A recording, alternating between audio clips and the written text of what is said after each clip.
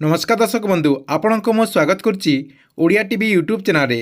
आज आपण दुईटा बड़ अपडेट होती। आपण केते तारीख रे सुभद्रा योजनार चतुर्थ पर्यायर टंका पाइपर तारी डेट बर्तमान जना पड़ जाइए।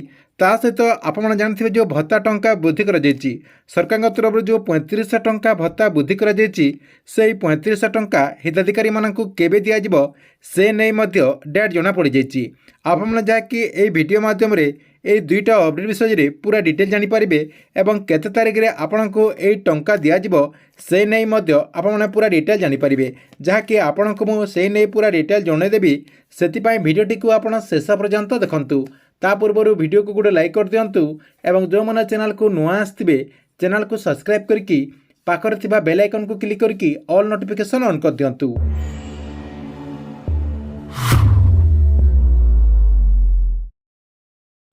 प्रथम देखंतु यही वर्धित भत्ता टंका हिताधिकारी माने केते तारीख रे पाई परिबे।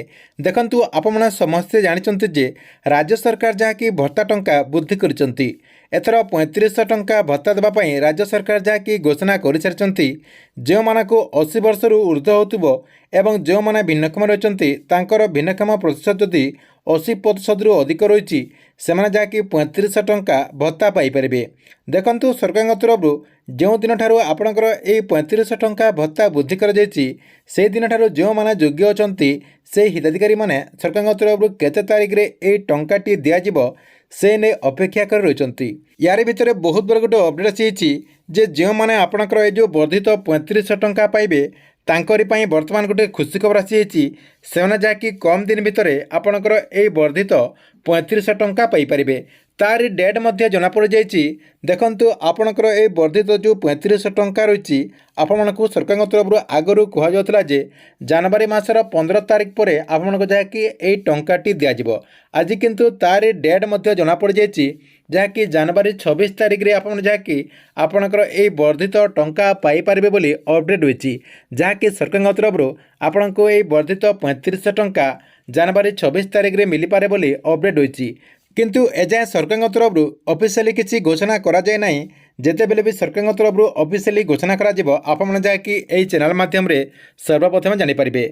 देखंतु जदि भी सरकार तरफ जनवरी 26 तारीख रे आपणकर ये वर्धित टंका जदि न दि जाउची ताहले आपने फेब्रुआरी मासर 15 तारीख भितर आपणकर फेब्रुआरी मासर जो आपको भत्ता टंका मिलिबो सेही मासरे जहाँकि 3500 टंका भत्ता पाइपर बोली सूचना रही।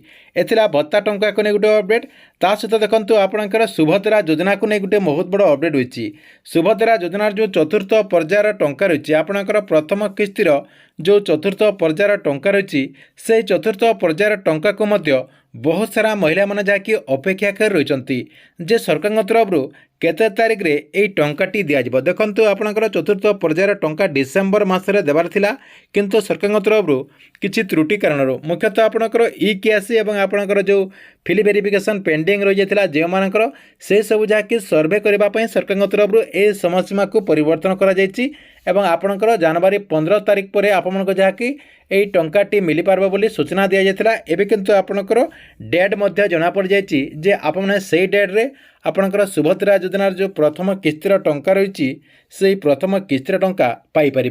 देखंतु गोटे डेट जना पड़ जाइए जे जनवरी 26 तारीख आपणकर भत्ता टंका मध्य जनवरी 26 तारीख रे मिल पारे किंबा आपणकर ये जो सुभद्रा योजनार टंका रही ये सुभद्रा योजनार टंका मध्य आपनको जनवरी 26 तारीख रे मिल पारे। एने जहाँकि गणमाध्यम एवं आलोचना करा जनवरी 26 तारीख रे सुभद्रा योजना अधीन में 5000 टंका सरकार तरफ महिला मान अकाउंट को ट्रांसफर करा सहित आपणकर भत्ता टंका ट्रांसफर करा दुईटा योजनार टंका आपन जहाँकि जनवरी 26 तारीख रे पाइपर बोली सूचना रही किंतु सरकार तरफ ए जाए किसी ऑफिशियली घोषणा करा जाए नहीं।